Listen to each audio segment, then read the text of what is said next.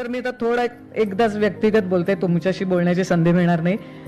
मी तुमच्या एकदा मनसेच्या पालघरच्या कार्यक्रमाला निवेदन करायला आलेले, तेव्हा मनसे नुकतीच झालेली सावे म्हणून एक तो तुमचा कार्यकर्ता आहे, त्यांनी तो अरेंज केलेला आणि मी पण दादरलाच राहते.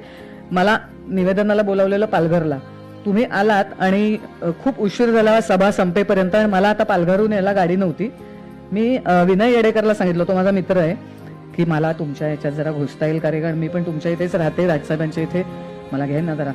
त्यांनी तुम्हाला आठवत नसेल पण त्यांनी तुम्हाला सांगितलं की ही अशी अशी आपल्या जवळच राहते, तर तिला आपण आपल्या गाडीत घेऊया का. आणि तुम्ही तुमच्या 5 पत्रकार कार्यकर्त्यांना बाजूला करून माझ्या एकटीसाठी एक गाडी दिलीत.